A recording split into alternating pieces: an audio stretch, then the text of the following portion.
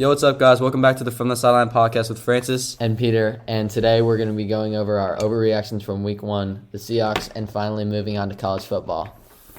If you're new here, thank you so much for listening. Make sure you listen to the whole episode. Hit that follow button and listen to our previous episodes. If you're coming back, thank you so much. And same thing, listen to the full episode. Let's get right into it. Let's start off with some overreactions. So, Peter, give me one overreaction, like one takeaway that you got from this Week 1. First of all, I think the Dallas Cowboys are going to be probably a 13 or 14 win team. I mean, they looked great in that game against the Giants. 40-0. Their defense was stellar, and their offense was functioning pretty well, I'd say. Like, it's definitely on the probably top 10 of the league. But the defense looked incredible, and the Giants really never had a chance. I don't think this is going to be a good year for them. I think that Daniel Jones deal was a mistake. What do you think, Francis?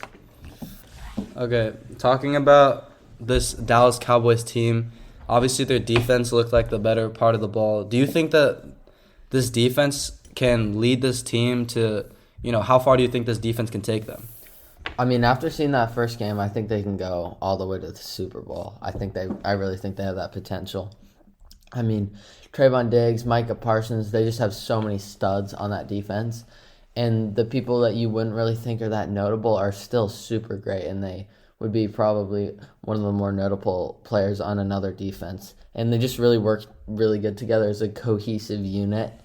And I think defense wins championships, as they say. And I think their offense is not bad, and it could definitely lead them to getting to the Super Bowl. Yeah, I don't want to, I know this is an overreaction segment, but I don't want to overreact too much because the Giants just, really aren't that good.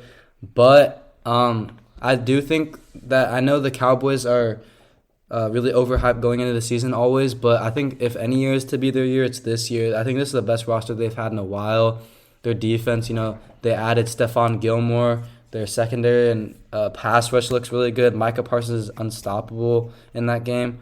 But their offense, I don't really know. If they're going against an elite offense, and the defense can't really stop them that well, I don't really know how much their offense can lead them. Like Dak Prescott, I still think is definitely not a top 10 quarterback, fringe top 15 quarterback. He's just a pretty, barely above average quarterback in the NFL right now. And then Tony Pollard is a pretty new running back on the scene. So I don't really know how good he can be this year. And offensive weapons wise, receiving weapons, CeeDee Lamb. But besides CeeDee Lamb, I know they have other guys, but it's just really, yeah. But I mean, Gallup's he's an average receiver, if anything. Probably not even above average. He's might even be a little below average, to be honest. He hasn't really done anything in his whole career, but CeeDee Lamb is really good. So yeah, I don't know if their offense can be like Peter said, top 10 material, but their defense, we'll see how far they can lead them. I wanted to talk about Tua Tagovailoa. I've seen a lot of people saying that how he's gonna be MVP or he's the best quarterback in the AFC East, but let's not overreact to Tua, okay? You see his offensive weapons. He has the 3 fastest wide receivers in the NFL. And how are defenses in secondary supposed to stop Tyreek Hill and Jalen Waddle? Always one of them is going to be open. And I mean, yeah, Tua's a good quarterback. He's accurate. His arm is pretty good, but he's a lefty, and his decision making sometimes isn't the best. But I mean, that was one game. We'll see what the Dolphins can do. But Peter wants to say something. I totally agree with Francis. I think if you look at Tua from a physical standpoint, nothing really stands out. He has a below-average arm. He's an accurate passer, but he's on the shorter end. He's not the best runner. I just think nothing really stands out about him besides his accuracy, I guess. And I know he did great in the first game, but his weapons, like Tyreek and Jalen Waddle, I mean, those are 2 of the best receivers in the league, I'd say. I really believe in Jalen Waddle. I think he's a great receiver, maybe even top 10. So I feel like Tua really has everything perfectly set out for him, but I just don't think he's really that great of a quarterback. Yeah, and saying he's better than Josh Allen is kind of crazy. People overreact to recency bias so much. Josh Allen did have a bad game, and yeah, I watched that, and his decisions weren't the best, but let's not forget Josh Allen is a top 5 quarterback easily in the NFL. And Tua he's just not there yet. But I mean, it was kind of crazy to think about that. At one point last season when he got injured, that most people were saying that he's never going to play a snap of football again in his life. So it's kind of cool seeing him now thriving in Miami. But who even is their running back? Raheem Mostert? Yeah, Miles Gaskin. Raheem Mostert's also like the fastest running back in the league too.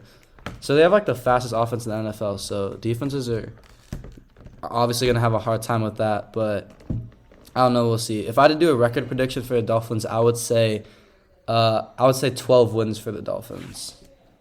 Okay, Peter, I wanted to ask you about the Jets. So, obviously, we've seen that Aaron Rodgers went down like the first 5 minutes. So, what do you think of this Jets team? How far will they go? What will they do this season? Like we said in the earlier episode, I think it was the last one. I mean, it's kind of what we said, just minus Aaron Rodgers, which is a really big part of the Jets. We saw how Zach Wilson was last year. He was not great. Everyone was calling him the worst quarterback in the league, a huge bust. But now all the pressure's on him, and all he really has to do is be decent, hit his throws to Garrett Wilson, hand the ball to Breece Hall and Dalvin Cook. They have so many weapons on that offense. So if he can just be decent and execute simple things, I feel like the Jets are still going to be a playoff team. But as we saw last year, he's not like that a lot of the time. He makes dumb decisions, and he's just not that good of a quarterback. Francis, what do you think? Yeah, I mean, I agree with everything you said, but like the Jets, like every single team in the NFL's goal at the end of the season is to win a Super Bowl every single year, unless you're like tanking. But I mean, teams that tank are just losers, I guess. But every team is really going for a Super Bowl, no matter how good they are. And with Aaron Rodgers going down, their Super Bowl chances are just like down to basically zero. But honestly, I kind of believe in Zach Wilson. Not to win a Super Bowl, but to lead them to do good things and give the Jets fan hope. Like, he was the number 2 overall pick in the draft for a reason. I always think about when players are drafted super highly, but they don't pan out that well in the first couple years of their career. But I always have faith in them because the scouts knew what they were doing with them. So the players that are drafted this highly at number 2 overall, I think he can be something special, but it hasn't really clicked for him yet. But he has, like Peter said, all the offensive weapons in the world. I think the best offensive weapons in the NFL. If Dalvin Cook, who was like a top 5 running back 2 seasons ago, is your running back number 2, then I think your offense is like really just different. And then Garrett Wilson, Randall Cobb, Alan Lazard. This is the best offense in the NFL, and even a good offensive line. So Zach Wilson just, yeah, like Peter said, I agree with everything he says. He just has to be a decent quarterback. But if I had to predict their record, I don't see them getting over. I think 9 wins is my prediction for them. All right, we're going to be doing a new game. We didn't do an episode last week, so we couldn't really do it. But we're picking 1 lock for this weekend and then 2 underdogs. So basically, if you get your lock correct, then you get 1 point. If you get one of your underdogs correct, you get 2 points. And then if you get your lock wrong, you lose 3 points. So Peter's going to start us off here. All right, first starting off with my lock, I got the 49ers over the Rams. I know the Rams won week 1 against the Seahawks, my team. I was there. The Seahawks just played super bad. But watching that 49ers game, seeing that 49ers game, they're such a good team. Mm-hmm. Christian McCaffrey, their defense, Nick Bosa locked up on that deal. They're insane. I don't think there's a chance that the Rams win this game. Next, going to be moving on to my first underdog. I got the Jags over the Chiefs. I know it's a little risky. I know that the Chiefs have been one of the best teams in the league for a couple years now. But I really think I see some in this Jags team, and I don't know if the Chiefs are going to bounce back. Trevor, I think he's going to continue getting better. I think he'll for sure be top 5, maybe even 3 by the end of this season. Christian Kirk, great receiver. I know they paid him a lot of money, but he's proved them right. And then you got Travis Etienne in the backfield. But the Chiefs, I mean, I don't know if Travis Kelce's playing this week. I think he is. But I don't think they're going to bounce back. I mean, they just did not look good week 1. And I think the Jags are a better opponent. So I'm going to have the Jags over the Chiefs in that one. And then as my final underdog, I have the Falcons over the Packers. For me personally, I don't really know why this is an underdog. I mean, I know the Falcons weren't that good yet last year, but the Packers lost Aaron Rodgers. They have Jordan Love, who I think is a decent quarterback. I think he could be good, but Bijan Robinson, amazing running back. You also got Tyler Algier. I just think they're going to be a good team this year, and I think this is kind of where it all starts for them. So, got the Falcons over the Packers. Francis, let's hear your picks. Okay, so my lock is going to be the Giants over the Cardinals. I know I was talking bad about the Giants earlier, but the Cardinals are even worse, man. And when I say even worse, I mean like a lot worse. Like the worst team in the NFL for sure. Honestly, I don't even remember who they started at quarterback last week, but it's probably gonna be the same guy. I'm actually trying to think about it, but like it wasn't Colt McCoy. I don't even remember who it was, but I just know he's not good. With Kyler Murray being out for so long, the Cardinals are just predicted to be the worst team in the NFL by far. Their defense is terrible. Their offense is terrible. There's no standout players on their team, and their jerseys are terrible. So the Giants are going to take that one. And I need Saquon Barkley to go off for my fantasy team. My first underdog is going to be the Colts over the Texans. And, yeah, it was surprising to me, too, that the Colts were favorites over the Texans. Like, the Colts played really well last week, and the Texans played really bad. And the Texans are just a notorious franchise for being really bad. So I don't know how they're favored, but I think Anthony Richardson, if he keeps it up, like he played really good his debut game, and I'd like to see him do it again this week. I think they can for sure. I think they have a better defense for sure, and overall their offensive weapons are better. C.J. Stroud didn't look too strong. Dameon Pierce isn't a great RB1 for them, and besides those two guys, they really don't have anybody else. And finally, my second underdog is going to be the Steelers over the Browns. I know the Steelers played super bad. They looked really bad, but Kenny Pickett looked phenomenal in the preseason, and I hope he can play like that again. The Steelers, their defense is really solid. Their offensive weapons are solid. Kenny Pickett is really the only thing that's making them bad. So if he pulls it together, I think they can for sure beat the Browns. And Deshaun Watson looked really bad the first week. I know they have good weapons, but Deshaun Watson played terrible, and their defense isn't even that good. I really disagree with that one, Francis. I think the Browns are just going to destroy the Steelers. They looked horrible week one, and I know it was because of Kenny Pickett, but quarterback is the most important position in football. I think everyone knows that. Yeah. And Kenny Pickett was probably the worst quarterback in the league last week. He was horrible. He really didn't do anything good at all. And I don't think he's just going to magically turn that around, regardless of how good he did look in the preseason against backup. So I really disagree with that take. Well, I think any quarterback, regardless how good they are, will look that bad against the 49ers defense. So, I mean, like, the 49ers easily have the best teams in the NFL, in my opinion. It's just, there's nothing you can do to stop Nick Bosa, Fred Warner, and all those guys, all those dogs. Everything about their defense is amazing. But the Browns' defense is a different story, which is why I could see Kenny Pickett pulling it off this week.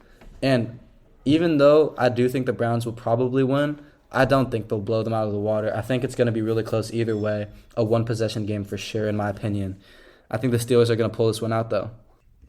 All right, next we're going to be shifting to college football. We're going to be talking about our college football rankings, top 10. The AP poll came out on Sunday. So, Francis, let's see what you got.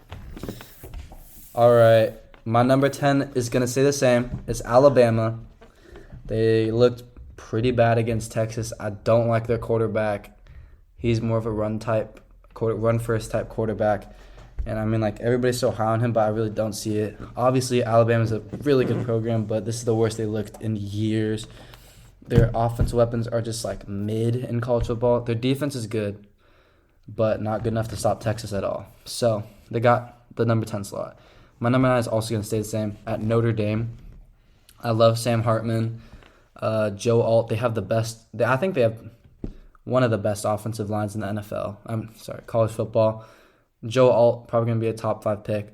I think him or Olu Fashanu are the two best offensive linemen in college football. You can pick which one you like more. Honestly, I like Olu more, but Joe Alt is amazing. Their offensive line is spectacular. Sam Hartman has so much time in the pocket, and their defense is really good. Number 8, I have Texas. Now, AP has them at number 4, but I have them at number 8. Yeah, I know they played really good against Alabama, but like I said, I don't even think Alabama, their team is even that good. I just haven't seen enough from Quinn Ewers yet to put them at a number 4 slot, let alone top 7. So I have them at number 8. Their defense looked strong. Their offensive weapons, not so much. But Quinn Ewers looked really good. When he's on, he's on. But I don't know if he can be this consistent for the rest of the season. Number 7, I have Florida State. Now, AP has them at number 3. I think they're super overhyped right now. They beat LSU, which I think is a really bad team. I really like Jordan Travis. His mobility and his decision-making and how he uses his feet and footwork is really spectacular. I think he honestly has the best footwork for a quarterback in college football right now, but his decision-making is just not it sometimes. Their defense is all right. I mean, Jared Verse is spectacular, obviously, but their defense besides him is just pretty all right, and their weapons are not that great. Overall, as a team, I have them at number 7. Oh, yeah, they do have Keon Coleman. He's really good, yeah, for sure, Keon Coleman. Number 6, I have UW. Oh, no, sorry, Ohio State. AP has them at number 5, I believe. Ohio State just doesn't have a quarterback, so without a quarterback, you really can't really go that far. I don't think they deserve a college football playoff spot right now. So I have them at number 5, or number 6, sorry. But obviously their weapons are insane. Marvin Harrison, undoubtedly the best wide receiver prospect we've seen in a while.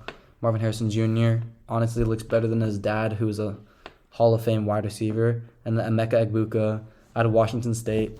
He's going to be a top 20 pick as well. And then their defense, JT, look, you don't know how to pronounce his last name, but yeah, whatever. But he's from Eastside Catholic out of Washington State as well. But I mean, yeah, their defense looks spectacular, but it's just their quarterback that's the problem for me. Number 5, I have UW. They're ranked number 8 right now. I think they're really underhyped because of the difficulty of their calendar so far. But just watching them every single game and watching other teams, they just look better. Michael Penix, I think, is a elite quarterback in college football playoffs right now, or college football right now. I think he's top 3 quarterbacks, no bias even. I know he's a lefty, but he's super accurate, most accurate quarterback right now. And his decision-making, his arm, his pocket presence is just insane. And Rome Odunze, Jalen McMillan, Jalen Polk, all phenomenal wide receivers. Rome Odunze probably going in the first round. And then even the running backs, the defense, Braylon Trice, Asa Turner, all those guys, they're really good.